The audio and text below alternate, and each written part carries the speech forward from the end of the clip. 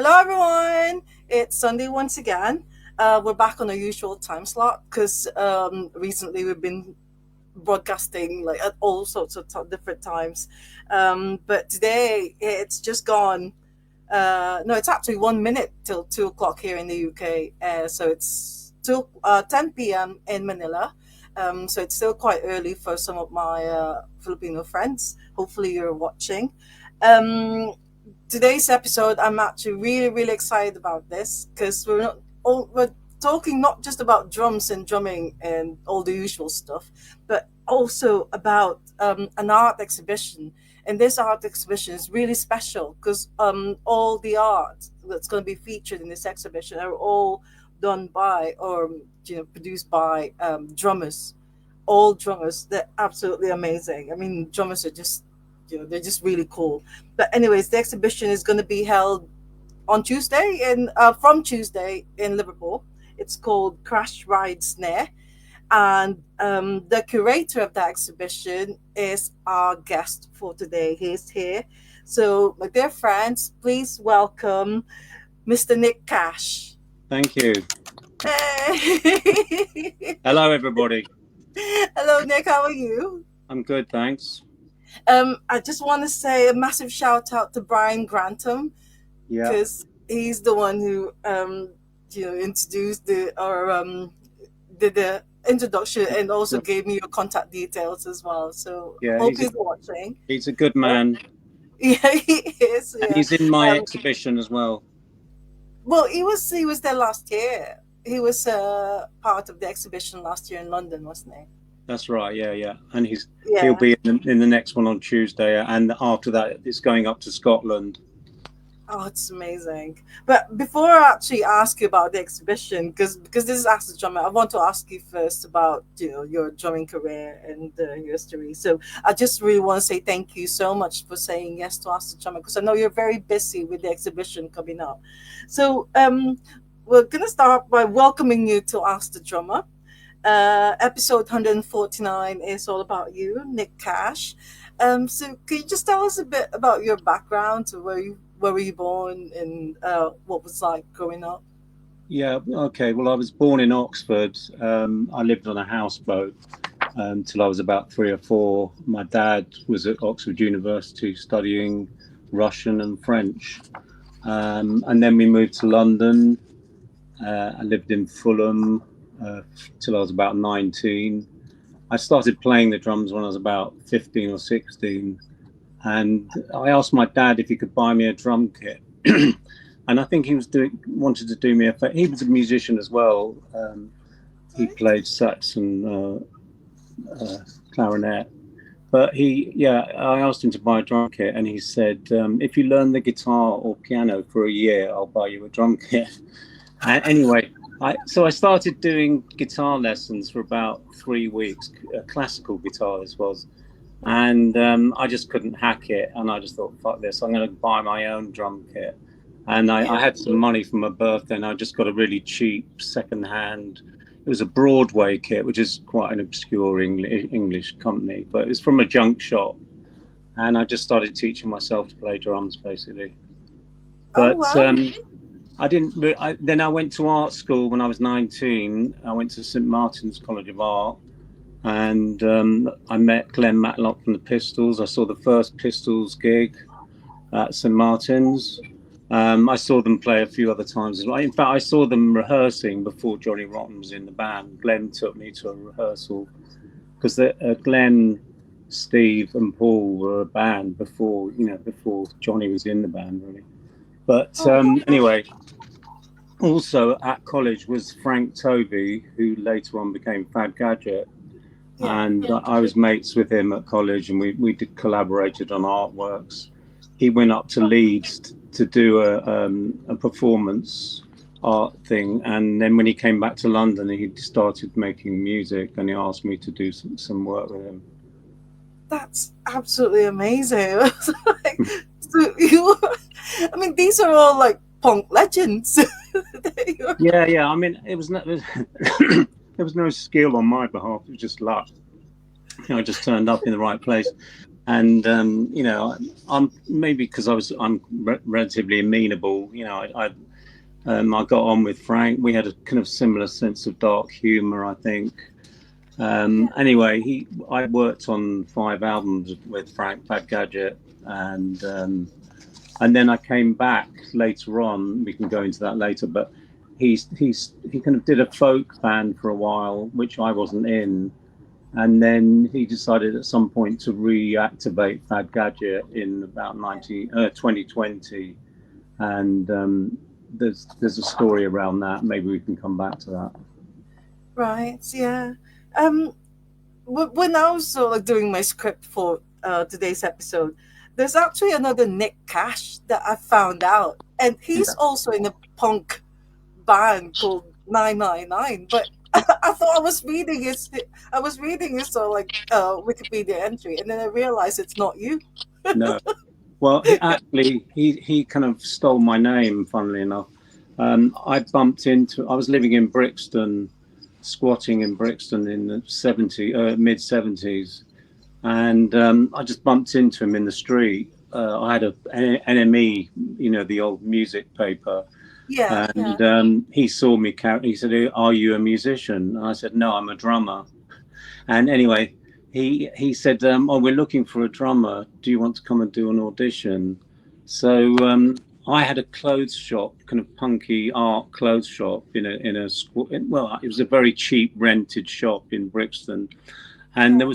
there was an old bakery nearby which still had the power on, and I suggested they could use it as a rehearsal room. Anyway, he said I did an audition with them, and I wasn't really interested in kind of what they were doing musically, and I just declined to get involved.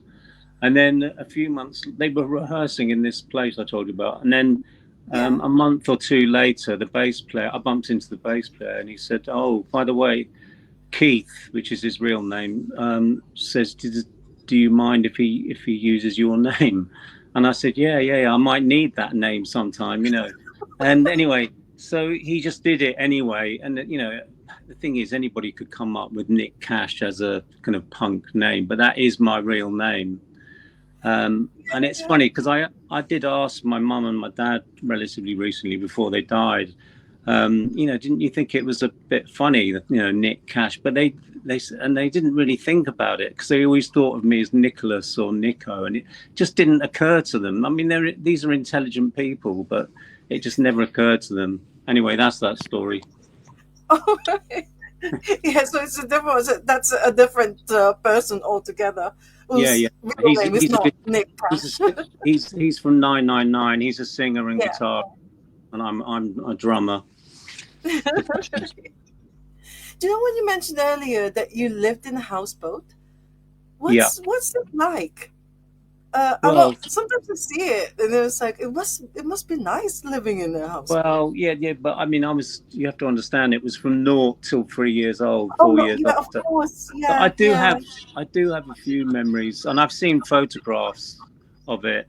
It was an old Second World War landing craft with a box built on oh, top that yeah, we lived yeah, in.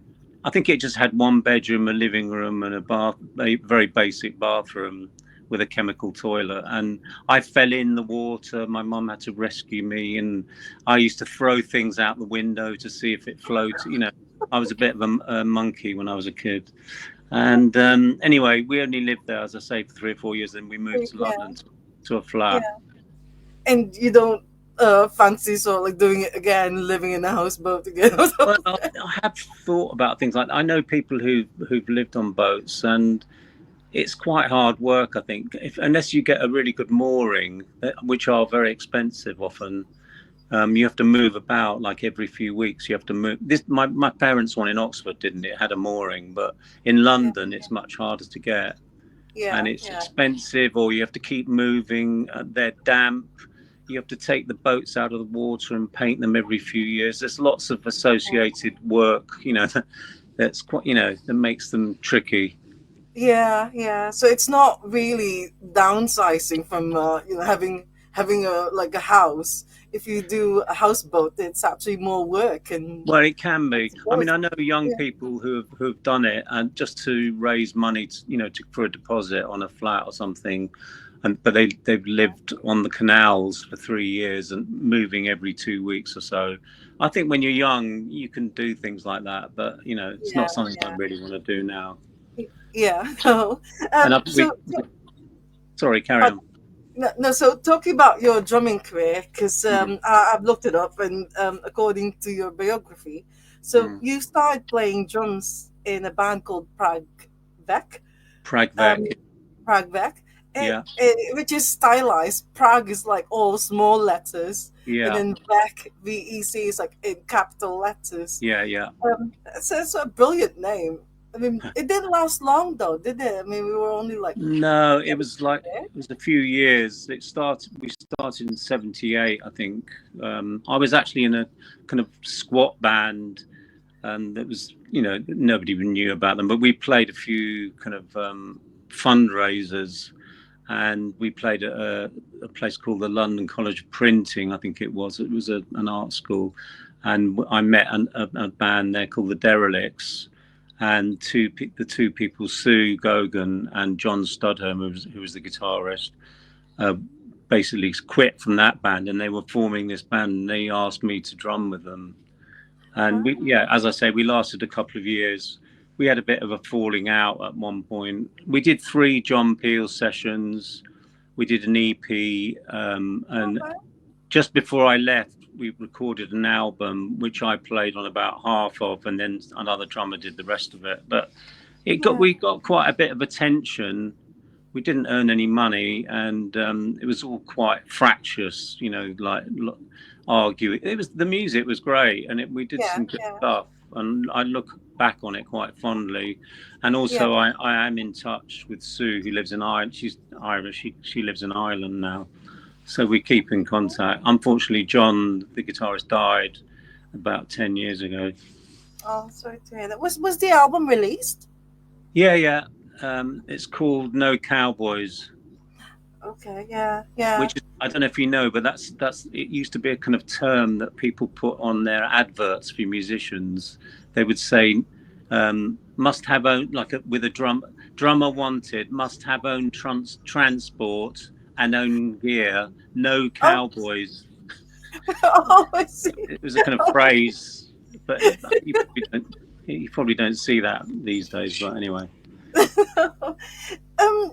So is the drum like natural to you? Is drumming. that drumming? The drumming is like because you try to learn how to play the guitar and piano as well. You said that you learned No, how I to. try. Yeah. I tried. My dad tried to get me to do it. As I say, I think he was trying to do me a favor, just thinking that I was never going to earn any money at being a drummer, or if I'd have more musical sense if I learned a Yeah. proper instrument, was his idea, I think. Anyway, Okay. I, I didn't, and I've never really tried to go back to that. But drumming coming naturally. I did used to annoy people at school, banging on desks and things, and I'm always tapping. So there is a certain amount of maybe innate, I wouldn't call it ability, but just annoyance maybe. And yeah, I mean, as I say, I'm an autodidact. I taught myself. I did have a few lessons when I was about 29, just to, because I had no idea really where the beats were and how to count and stuff like that, and that helped a bit with that. But again, I didn't really have the staying power to learn how to read properly or anything like that. So I've always done it by ear, really. But I think sometimes it's the best way to do it. So, like, I mean, I don't think not many drummers actually can read sheets Yeah. or like music sheets or something. No, sure, sure. I mean, the Beatles were you know, I mean, I love Ringo, and Yeah, people like, I think he's a very underrated drummer, but, he didn't read, the rest of the band didn't really read. They did everything by ear. I mean, they might have yeah, learned stuff later on, but yeah, I think often if you teach yourself and kind of come at it from that way, you maybe develop your own style, and you're not over tutored. I think, I mean, there's a lot of American players that they're amazing musicians, but they tend to be a slightly generic in their approach. I think they're not as Yeah, quirky. I mean, I like quirky drummers really, yeah, and yeah, also I'm not really interested in virtuoso drummers. I like, you know, Mo Tucker from the Velvet Underground, for Velvet example. Underground. Yeah, yeah, You know, I mean, I like a really good jazz drummer. I mean, you know, I'd be interested in to listen to and watch, but I'm not really interested in solos. I'm not interested in doing them or watching them, to be honest.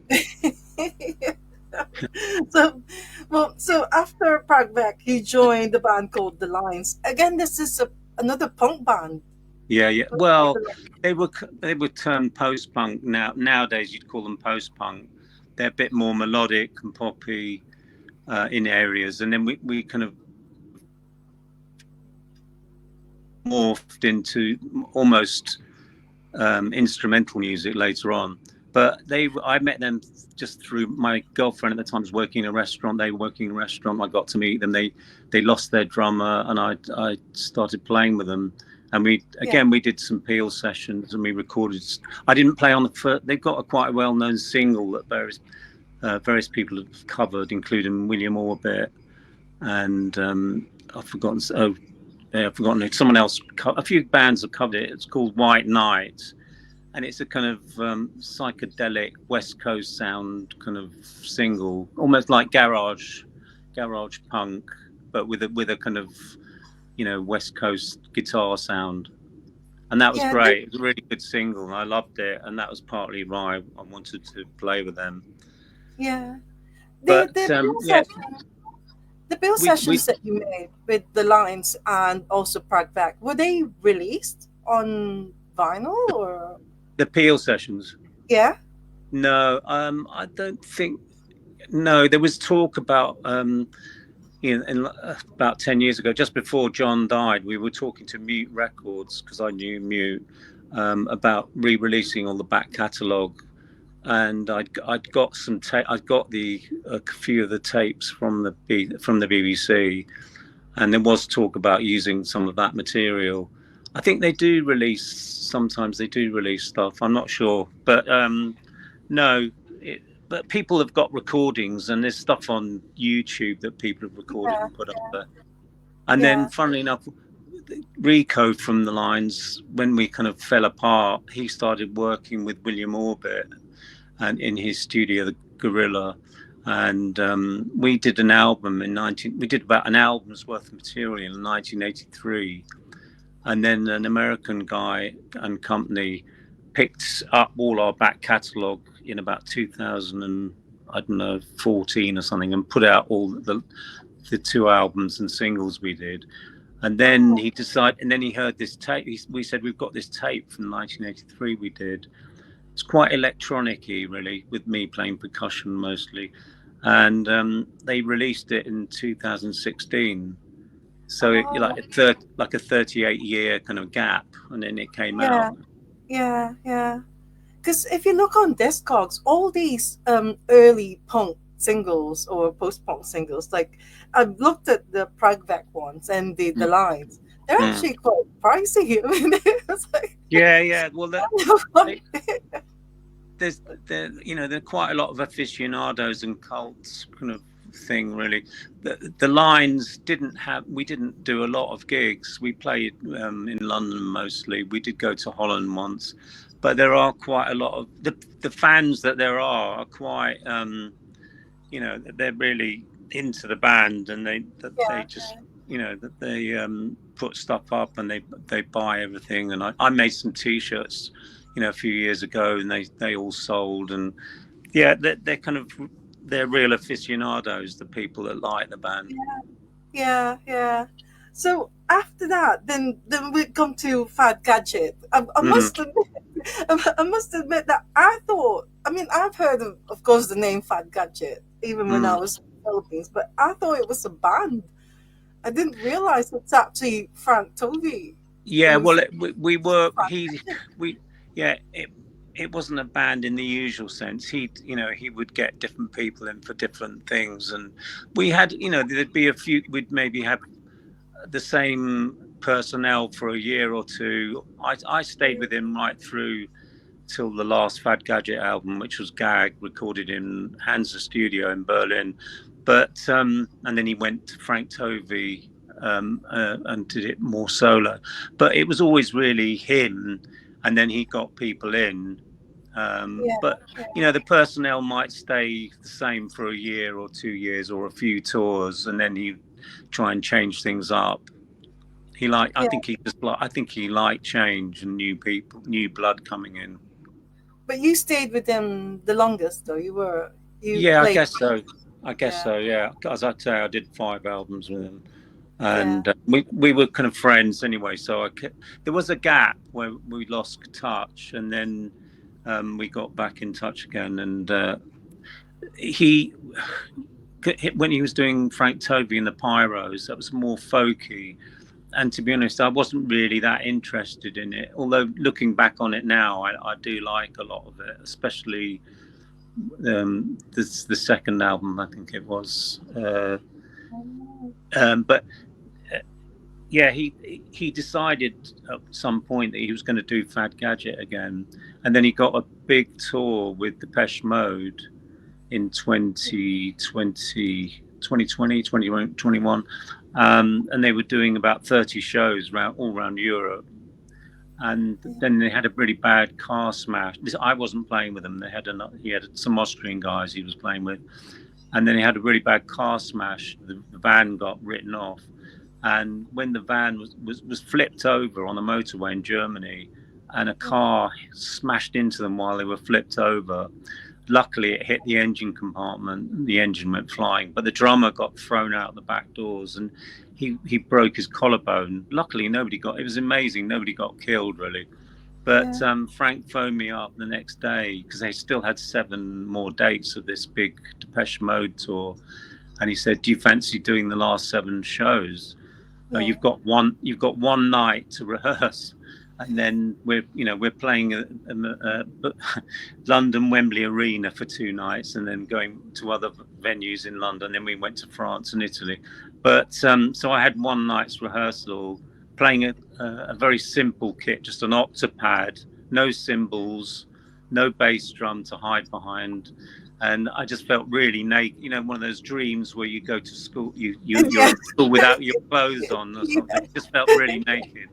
But, and I had a click track in one ear and a sequencer in the other ear. I had to have them very loud.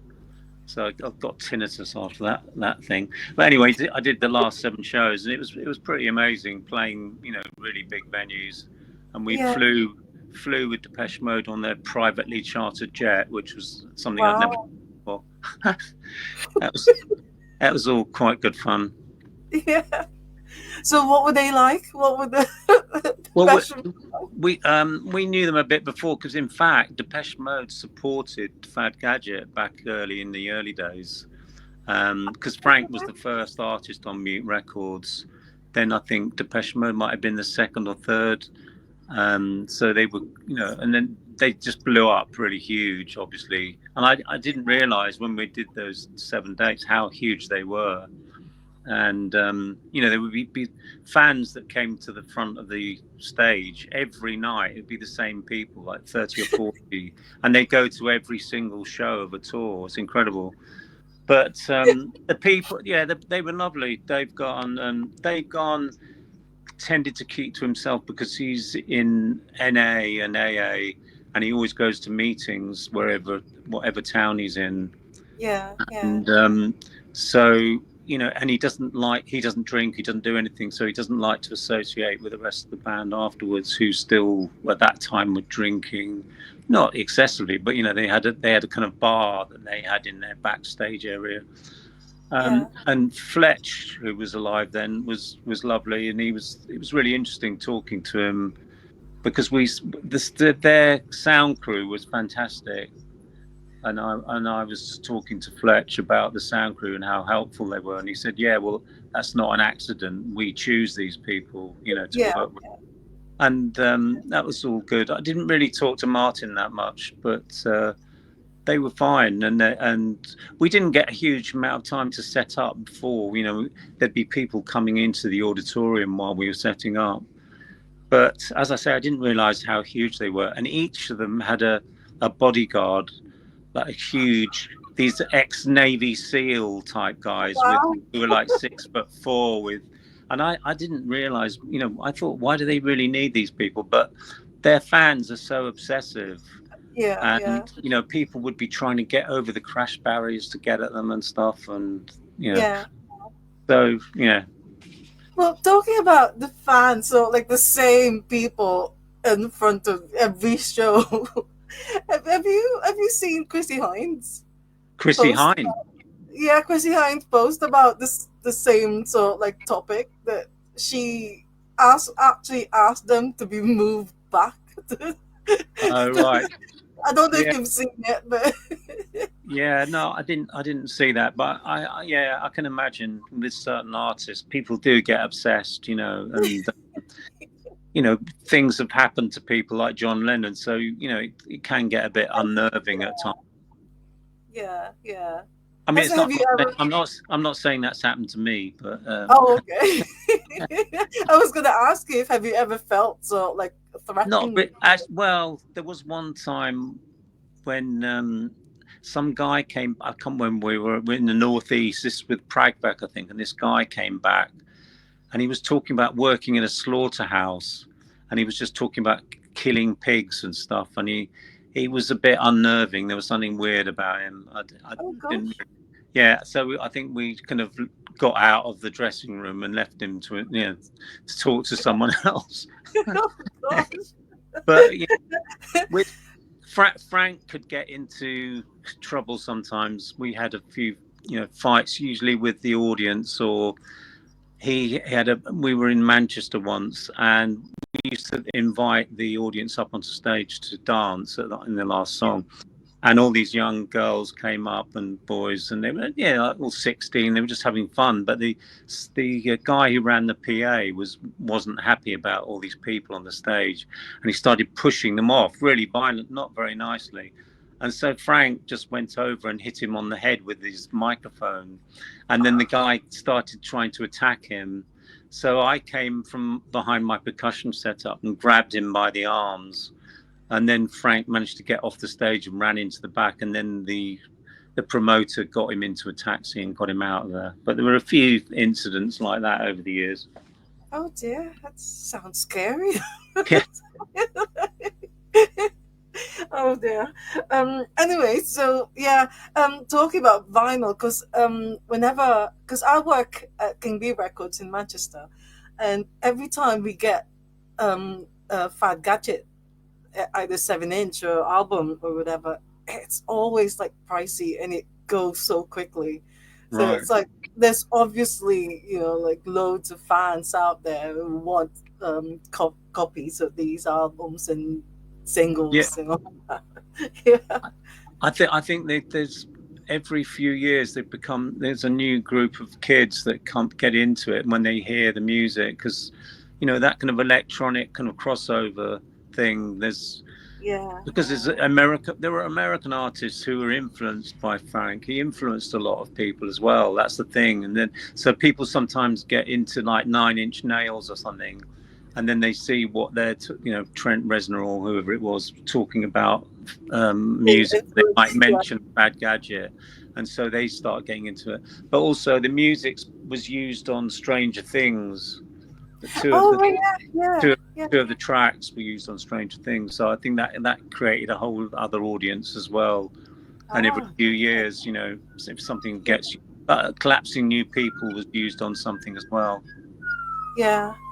So right, so after Fad Gadget, now this is now going into the 90s. Mm. You did it's a duo called On Men. Yeah, Is that how you say it? On yeah, Men? Unmen, Or yeah, On Men, yeah, yeah. yeah. That's another strange name. I mean, does But it mean actually, anything? I got the name. It was a character. It was a kind of monster from Swamp. The DC comic Swamp Thing. Have you ever heard of Oh, Swamp Thing? yeah, The yeah, yeah. Unmen, the Unmen were these kind of monster creatures that were adversaries of Swamp Thing. Um, Oh, I and see. I just thought it was a good kind of thing, a good, just anyway. Well, the guy I did it with, Giles Perring, we got together because Giles was on a tour with Fad Gadget as a guitarist and percussionist, and we Yeah. got talking about film music. We both had an interest in film music. People like Yeah. Lalo Schifrin and Oh, yeah, yeah, Ennio Morricone and people like that. And yeah. so we kind of bonded over that kind of music. And then after the tour, we started talking and saying, what about if we did some music of our own that was kind of like music for films that hadn't been made yet? Oh, And we did. okay. We started off by doing a cover of the James Bond theme, and but I just thought there's no point doing covers. Let's make our own music. So that's what we did, and we got together almost an album's worth of material over a couple of years, which had a lot of drumming and sampling in it. We used a very basic setup. We didn't have a computer at first. We just had an S900 sampler, which, if anybody doesn't know, it was the most. It was a good sampler, but it could only sample for 30 seconds, I think, at the maximum. Oh, I And see. it was Okay. the first one that was kind of affordable. It was the first affordable sampler. Anyway, we borrowed one and from Rico from the Lines actually, and Oh, then we made this album. We were recording into the sampler, recording drums and overdubs and stuff, and sampling other material, and then playing that onto a quarter-inch Revox tape, and then editing on tape.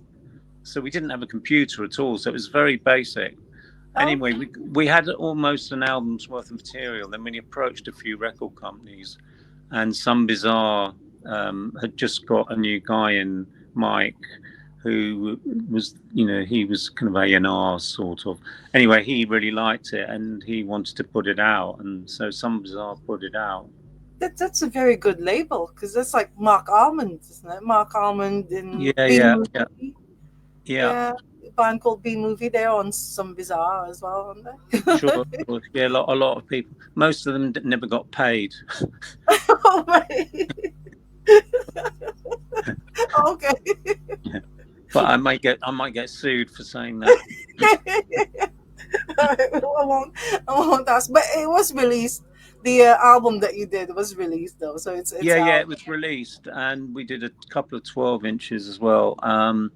And it was, it got some nice reviews, but I didn't make that many of them. But it's one of those things that people people like. I mean, my son, for example, really loves it, Yeah, and yeah, he found the music because he was a kid, young kid when we were making the music, and he found it really scary. But now he loves it, and he's a painter, and he finds it really inspirational to listen yeah, to it yeah. and paint to it a lot of the Yeah. time. But So what happened to the other guy that you're like working on, man? Giles. Giles is, yeah, he worked with a group called Echo City, who made Sonic Playgrounds, and I did a few gigs with Okay. them as well. We played in America and Canada. It's a big structure, like a big sculptural thing with musical instruments they designed and hung on them, and they usually would set up in a festival or something for a week at a time, and then people were allowed to play it, and we'd play it, and he did a lot of work with them, and he's done more recently. He's done production work. He lives on the Isle of Jura in Scotland, Oh, in the okay. Hebrides, and he has a Oh, wow. studio there, and he's worked with a lot of art. He's made quite a lot of records with artists, um, kind of more world music type stuff. Yeah. But so there's no on men. No, So no, you're no, not no. doing on men We have anymore, done. no? We did two albums, and we did actually get picked up by a library music company called the Extreme Music, Oh, yeah, yeah, and yeah. we did some work for them, and that was one of the best things I've ever done, because Oh yeah, you're back again. You disappeared a second. Sorry. But yeah, so the extreme music library stuff, yeah, we it was amazing actually, because when we first signed up to them, there were two musicians who started it. Dolphin Taylor, who was the drummer with Tom Robinson Band, and Russell Emmanuel, who I don't he did more session work. But anyway, they were quite a small operation when they started, but they've become one of the biggest library companies in the world now. And they moved to LA, and they did. The thing is, Yeah. we went right down the pecking order because people like Snoop Dogg and Quincy Jones did albums for them, and so Oh, they're hugely successful. But we did well out of it. oh, It was that's good. Yeah, yeah. Well, on Discogs, now this I'm not sure because there are two other bands that's actually attached to your entry on Discogs. mm. There's the Wise Monkeys. Is Oh that yeah, yeah. Well, right? no, I didn't really. We did. I did do a bit of recording in a much later version of them, a few years ago. But they were really around in the 80s. That's JC Oh, from the Members, it was him and some other people. That was a kind of folky kind of band. I just did a bit of recording with them, but we didn't play any gigs really. yeah. But And yeah, same as Cave, more JC's Caveman thing. TV. Say again, sorry. Caveman TV, is that also No, sort of that was similar thing? separate. That's more. That was a thing again. JC. I did play on that, and we did a couple of gigs. That was some good material actually, with John Perry on guitar Oh, and great. Tony Reeves. Tony Reeves on double bass, who he played with Colosseum, the old Oh, '70s band. yeah, But yeah, yeah, JC does a lot of side projects and recording with other people.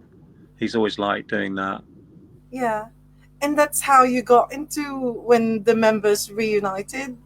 That's how you Well, got to play drums with them. no, the way that happened was he'd done an album of cover versions of kind of folk stuff with Frank Tovey, and I did know JC a little bit. The Lines had played with the Members in the '80s, so we'd met. And then when Frank died, we both met at the funeral, and JC started talking about, oh, do you want to do some recording and come round and we'll do something. Anyway, so I started going on. We had for a while we had this little band called JC and the Disciples. I came up with that name actually, but and then we did a few member songs, and Yeah, JC realised that if we kind of did more member songs, we could go out as the members. We could get Chris, the original guitarist, and Nigel, who was around more then, yeah, and we could do, and we'd get properly paid. Whereas with JC and Disciples, it was quite hard to get gigs. Really, we did a few, mostly in London. We played Rebellion once actually, but yeah, yeah, so then he decided he kind of got the members back together again, really, without Nicky, unfortunately, because Nicky just couldn't do it. I mean, I don't think he was that interested in doing it, but he had really bad arthritis. Even he started oh, getting problems when in his 20s, but by the stage where we started the members again, he couldn't. It was very hard for him to move about and get on stage, and I don't think he was interested in touring or doing any of that stuff really. yeah, yeah. Because you've actually, I've looked at the members' website and it's very, very busy. I think Yeah, you played the we last one this year, but there's another one for next year. They've already got a date. So, like, yeah, for we're playing in Bath at a punk festival. It's in May, I think. I should have had the date, handily handy, but I haven't got it. Anyway, yeah, we at time for a few years we were doing sort of 30 or 40 shows a year.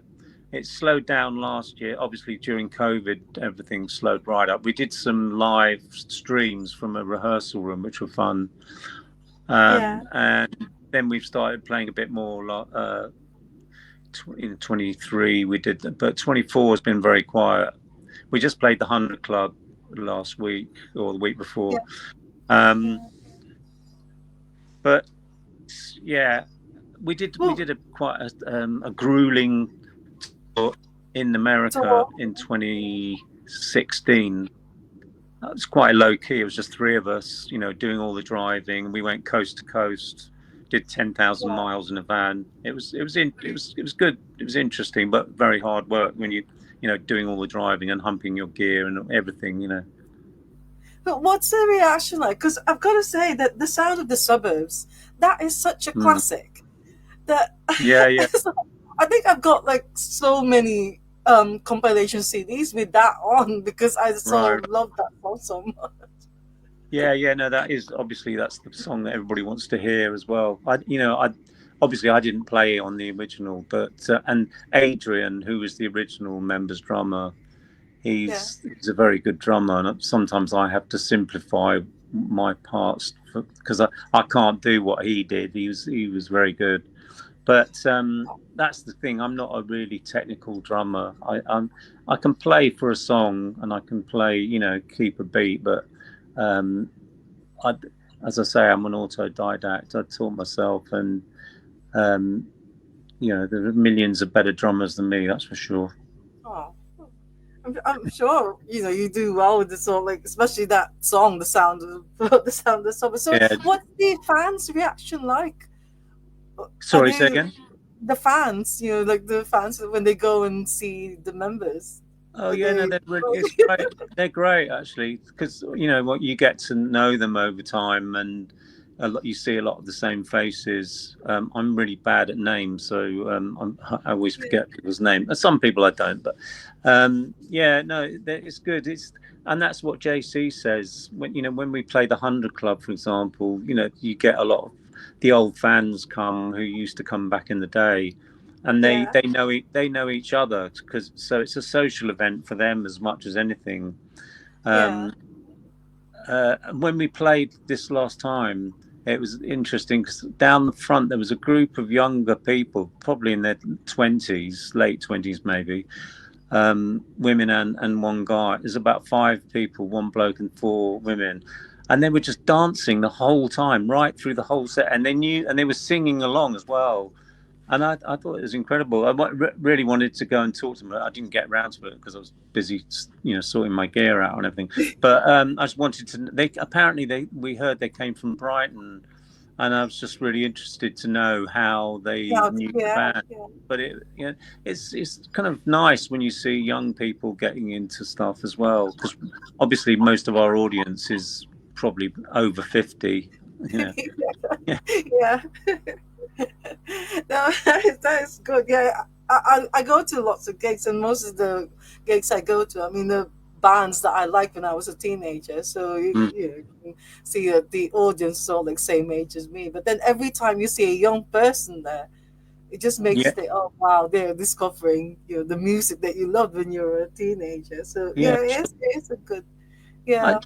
I mean, I suppose it's the same for everyone, really, because I listen to music from, I listened to the Rolling Stones and the Beatles, and then I went back to older music, to the blues and jazz, and so Yeah, you do tend to, if you've got a real interest in music, you'll go back and listen to where that's it. those musicians, who they listened to, or Yeah, that's right. who they were influenced by. Yeah, yeah. But how do you? Because I think now you're more into the art world. Because I found out that you're also the chief executive officer of Pace Table Gallery in London. So Yeah, how but do you combine that your? that is, by the way, that is a joke, because it's Oh, is just it? because it you have to get my sense of it, but it's just a very I mean, it is a real gallery, but it's a micro gallery. It's based around a pasting table, for putting wallpaper glue Oh, I on, see. and it has pegboard walls, that board that has holes in it, and the Yeah, walls are made of that. So it's only 2 meters long and by about a meter, and but it's all about analog collage. I'm interested in collage, and that could be from anything from very abstract to totally figurative work and some 3D work. And yeah, it's something I did myself over the years, and then I got more interested in it and found other people on Instagram and around the world. But yeah, so sometimes I take it and I can just set it up just as the table with the up to, I've had 40 artists on that small space, which is pretty crazy. But there's some really small works. Most of the work is A4 or under, and then but then other times. So I've put that into other galleries. I've done it on the street. I've used a lot of spaces in libraries and put it up. But it's something I've been doing for 10 years, and that's morphed into other areas as well. And going into Crash Ride Snare, which is the drummer thing, and that just came about by total fluke, really. I was in an exhibition with one of my collages, and there were 3 drummers, and it was a group show, and there were 3 drummers in this show. A guy from New York called Kevin Tare, who was in a band called MX80 Sound, and Tony Smith from Liverpool, who's in a band. Tony Smith. But not the Smiths. Tony Smith. He was a drummer in a band called Kit, I think. Yeah. Kit. Yeah. You know them? I have met them. Oh, really? I thought I did. Yeah, that's funny. Anyway, so that's how I got the Liverpool show. But so we were 3 of us in this show, and anyway, John Bunker, who's the curator, was going to take this forward, and he was asking me about other drummers, and then he just kind of lost interest, I think, and he had other plans to do other stuff. So, and then a few years later, I said, "Look, John, how about if I take on the drummer show idea?" And he said, "Yeah, sure, do it." So I got in touch with Kevin. I went over to New York last year, and I picked up his work. I did it. I wasn't just picking his work up. But anyway, and then I invited other drummers, and I just asked around. I knew Brian a bit, and so I asked him if he made any artworks, and he did.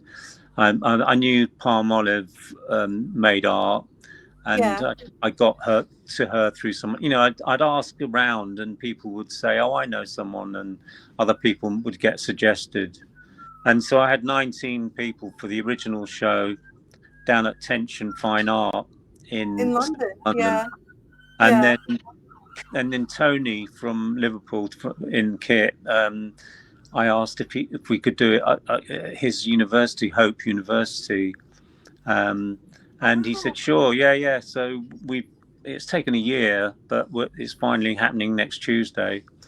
And then it's going up to Scotland in the new year in February. So Tony played a major part for it going to Liverpool. Oh yeah, it's totally down to him. Wow. Yeah. I mean, I can tell you some of the other people that are going to be in it if you want. Yeah, I've seen the flyer, because the one thing that I wanted to ask you is, because I looked at, as soon as I saw it, because Brian actually gave me the heads up for it. Sure. So I Googled it. One thing I wanted to ask you is, how come there's no advert, not even the gallery itself? Because I looked at the gallery's website, and it's not up there. Really? In Cornerstone, you mean? Cornerstone Gallery, because I searched for their events. And so is it open to the general public? Yes, it is. Yeah. It's on. I'll have to get on to Tony. I think the thing is, Tony's very busy. He runs I think it's the foundation course or the BA course, and he's just like up to his eyeballs in organisation. So, but I've been doing a bit on social media and stuff. But yeah, so Tuesday the 12th from 5 p.m. it will be open to the public. And then it's on for, I think, 3 weeks. I'm not sure. I can't remember what the end date is actually, but it's about 3 weeks. Okay. Yeah. Because I wanted to get all that information, so at least I could also post it on social media as well. But I couldn't find any information about. I mean, there is one from last year, the one in London.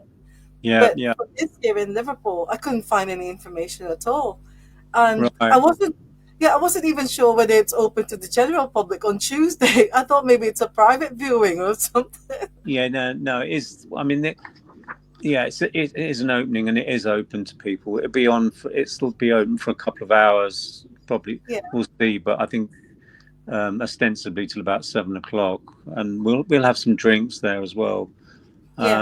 I'm setting up on Monday, and But just going back to who's in it, we've got some great people. We've got June Miles Kingston, who played Oh with yeah, Everything But a Girl, Fun Boy 3. She's got a video. Dorothy Max Pryor, who played with Rima Rima and Psychic TV. Richard Wilson, he's more known as an artist than a drummer, but he played in a thing called Bo Gamelan, which was a kind of art percussion group.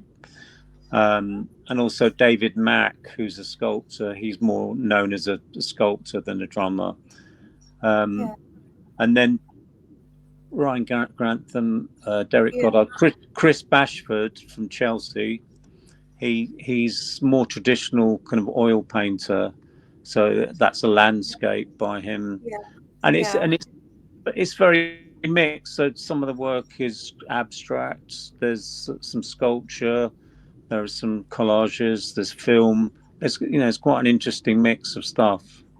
yeah, yeah. I'm interested in what Francis McDonald is like giving you for the exhibition because That, I actually own an original Francis McDonald artwork. So yeah. He does his kind of pen and ink drawings of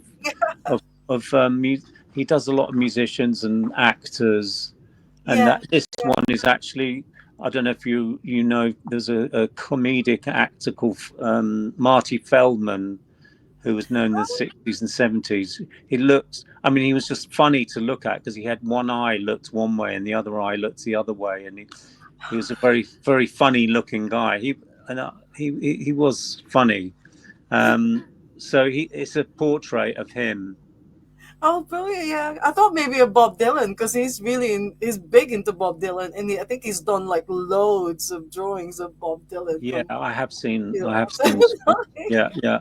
Also, Chris Musto's in it, by the way, who plays with Glenn Matlock and the Flying Yeah, Papanis. Nick. He's done a lot of work with lots of different people. yeah, and Mark Liptrot. Yeah. I actually know Mark from when I used to have a Filipino shop in Stockport. Oh, I really? didn't realize at the time that he's a musician or he's a drummer, So Yeah. I'm really looking forward to seeing his work Yeah. as I've well. just come across. He was someone that Tony mentioned actually. All right, yeah, yeah, yeah. I'm just going to I've got my phone is running out of charge, but so I'm just going to move and plug it Okay. plug it in. Hold it. Here we go. All right. I think that, yeah, it's charging now. Yeah. So I'm glad that it's open to the general public because I wasn't sure at the time because I thought so it's 5 o'clock until maybe seven, Yeah, five yeah. till seven We for might go a Tuesday. bit longer. I'm not sure, but I'd come early. Don't come late. Yeah, on so it will be open from what time till what time from the 13th of That's a good point, and I should know, but I don't. oh, Yeah, I need to find that out from Tony. Um, okay. yeah, we'll try and publicize. I'll put all this on Facebook, and Yeah. there is an Instagram, Crash Ride Snare. It's the Instagram has underscores in between each word, crash underscore ride underscore snare, and so I'll put all that info up there as well. Okay, all right. But for the meantime, we don't know the time, the opening times, Yeah, and I'm not really sure. how long. It might be different according to the days. I really don't know how it operates there. Yeah, but it's really exciting to go there on Tuesday, though. I mean, I'm really looking forward to it. So So, I will, you are coming then? yeah, I will definitely gonna be there. Oh, fantastic! Great, that's great. Um, I found out, I learned something from your posts when I was doing my script that um, a snare of drummers is the collective noun for percussionist. Is that right? Or is that another one of your What was it again? What did I say? a snare of drummers? Yeah, I just made that up.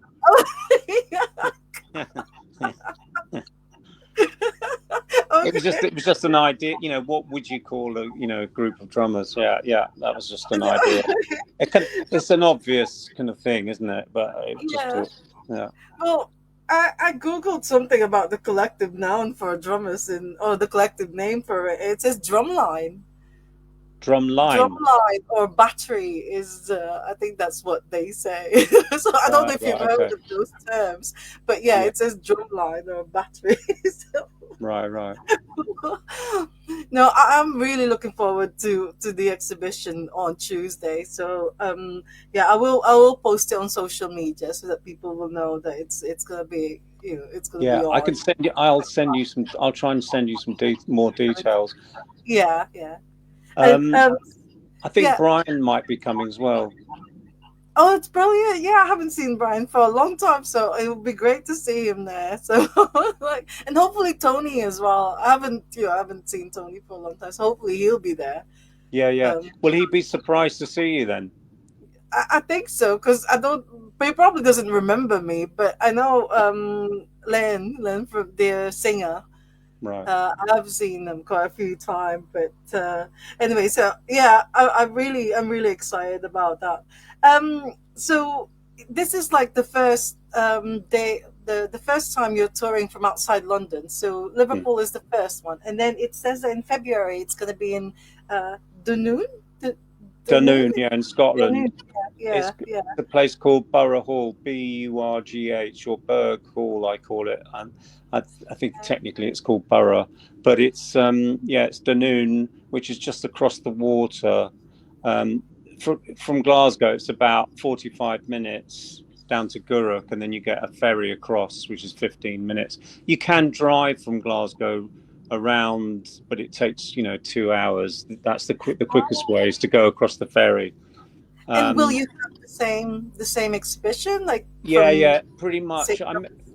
There is a possibility I might change a couple of pieces, possibly. I don't know, but yeah. there's another drummer someone's mentioned to me that I might try and get, who's quite well known as an artist. He's less known as a drummer, but he's quite a big um, conceptual kind of abstract painter. And Yeah. so I won't mention his name because I haven't got him yet, but I'm going to Oh, approach him. I think you should get John Ma, especially if it's because No, John Ma's I did photography. no, I wanted him. I asked him, and Yeah. he declined. Unfortunately, I'm Oh not no. I don't I'm not sure if he got the wrong end of the stick, but he didn't seem to be interested. And I Oh wondered afterwards, maybe he thought it was going to be lots of drummers playing drums or something. But I, you know, I told him it was nothing to do with drums really. But yeah. anyway, he didn't sort of go for it. And it's a Yeah. shame because I like his photography, so I think he would Yeah. have been good. Yeah, and I think for the especially the new exhibition, because he Mm, lives in the Outer Hebrides as well, and that's where he is now. I think sure, it would sure. be great to have John Ma's I some might of try. his I might write to him again and just check that he does know what it's about and just see. Maybe I can. Sometimes people need a bit of work, don't they, before they agree to do something. Well, I'm definitely really looking forward to it. But before I let you go, I've got just four regular questions that I ask Sure, drummers. Back to sure, drumming now. So, sure. first one is when you were so like in well now that you're in the members, do you twirl when you play the drums? Not when I play, no, because I'm not good enough to do that. I do a bit of twirling when I'm, doing sound checks and things like that. But no, I do like all that. I love Keith Moon and all that. All his tricks Yeah, especially that one when he used to hit the floor tom and the stick went up about 30 foot in the air and he just stuck his hand up and catch it.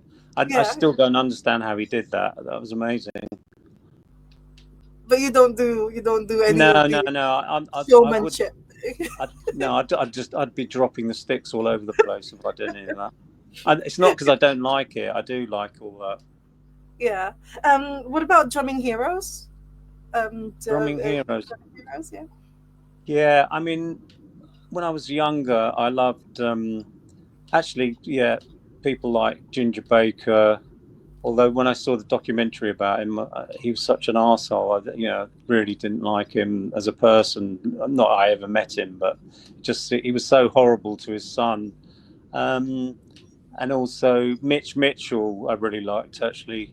I think of all the drummers from from the '60s, um, Mitch Mitchell was the guy really because he had a kind of jazzy feel, Yeah, and he wasn't a hugely virtuoso player, but he just did what was right for the music. yeah, yeah. And John Bonham?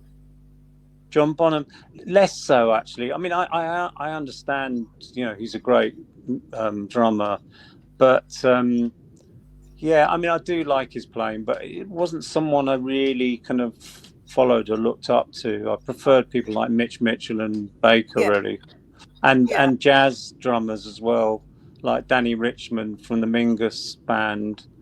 yeah. Um, it's funny because people just assume you're going to say a load of punk drummers, but I'm not really interested in drummers from my own era. Really, it's because as you grow up, you're listening to people from before you, really. That's right. Yeah, yeah, that's Although true. Paul, I love Paul. I think Paul Cook's a great drummer. I love his playing. Yes, yeah, he is amazing. He is amazing, Paul Falk. Yeah. What about, have you ever had any accidents when you were playing drums, or when you're on stage? Well, I had a thing once where I was at Eric's actually in Liverpool playing with pragVEC, and I think it was a borrowed drum kit. I can't remember. Anyway, as I went round doing a fill round the toms, I came to the floor tom, and there was no floor tom. It had fallen over, and so I was just drumming in midair, kind of thing. But but that was kind of funny. But yeah, things have fallen over, and oh, the old drum creep thing where your bass drum starts creeping away from you, Yeah, and you can't reach it. And someone broke my bass drum pedal when I played in London once. I lent my bass drum pedal to someone, and they I don't know how they did it, but they broke it, and I didn't have a spare. And that was with pragVEC again, and I was kicking the bass drum to make a noise. oh, So, that was a bit mad. But touch wood, I've never had any bad accidents. There was once a fire on someone set fire to the curtains with Fad Gadget at the side oh of the gosh. stage in a venue. I think it was in Belgium or Holland.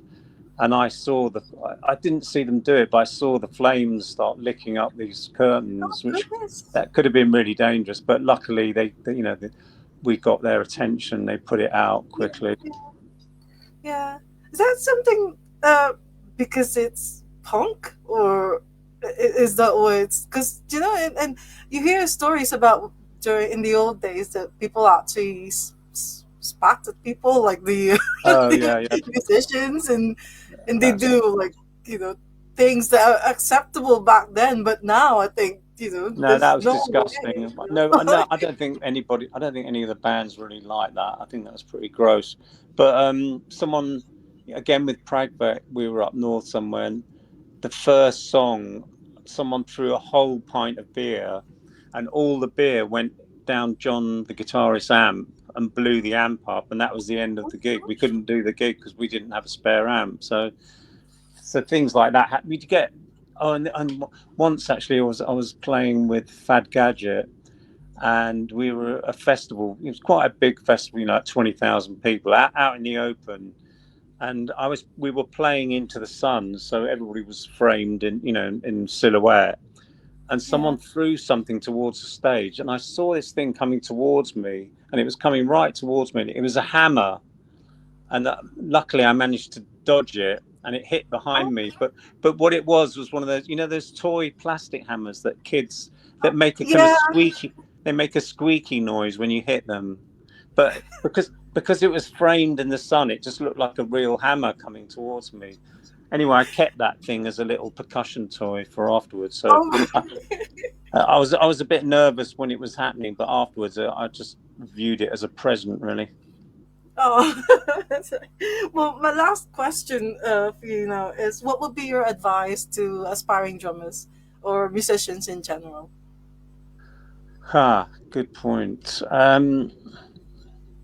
I think it's just well, one main thing is start playing in a band, get some mates together, and just start playing with other people. Because I think you can get people play in their bedrooms on their own. They can get really good, kind of technically, but playing with other people is really important, and that improves your playing. You listen to, and listening to other people playing. I think that's one of the most important things. Learning how to work with other people, because Yeah. you hear so many. I mean, it often happens with, I think, with guitarists. They endlessly practice at home. They get very good at shredding or whatever, but they never end up playing with anybody. And I think that's a shame. And I think sometimes you don't learn to leave room for people, other people as well. If you're constantly soloing by practicing at home, you don't learn to leave space. And leaving space in music is really important. Oh, that's brilliant advice. Leave space in music. Yeah, that's absolutely amazing. So I was like, so do you want to just invite everyone who can go to the exhibition on Tuesday? Sure. Yeah. Okay.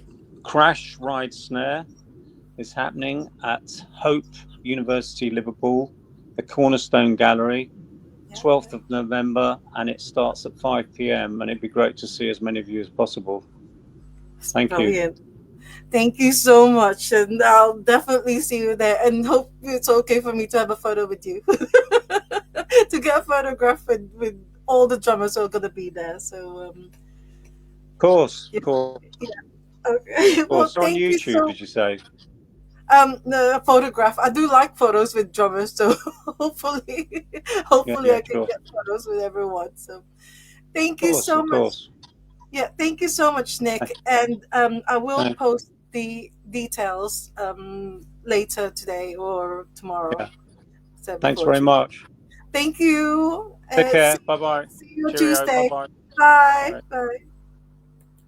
Oh, thank you so much, everyone, for joining us live. I mean, I do apologize. Yeah, he was holding his phone, so it was like, I think, I think he's already getting tired, so like holding his phone. But anyways, thank you so much to Nick Cash. Once again, if you're in Liverpool, or even if you're not in Liverpool, go to Liverpool on Tuesday, Tuesday afternoon. It's called Crash Ride Snare Exhibition, and it's like loads of drummers. Not They're not drumming, they're not doing any like solo drum stuff, but they're gonna show you all their amazing artwork. So I'm really looking forward to that one. So it's gonna be at the Cornerstone Gallery in inside. I think it's inside Hope Liverpool University. I'll, I'll get all the information now as soon as I get them. But on Tuesday is the opening show, and it's going to be at 5 o'clock in the afternoon. Get there early, so I'm sure there will be drummers there. So and I'll see you there as well. So right, thank you so much. I'm actually off to Liverpool today because I'm going to be seeing more drummers tonight at the Cavern. So I'm really looking forward to it. Once again, thank you so much for watching us today. And as always, love music, love life, love drummers. They're absolutely amazing. They're like artists as well. So next week we're going to be back, not on Sunday, but it's going to be Monday because it's the Shine On weekend next week. So it's going to be on Monday evening, I think it's going to be. But do keep an eye out for the guest announcement post on the Ask the Drummer page. So thank you so much. I hope to see you all again next week. Bye for now. Bye.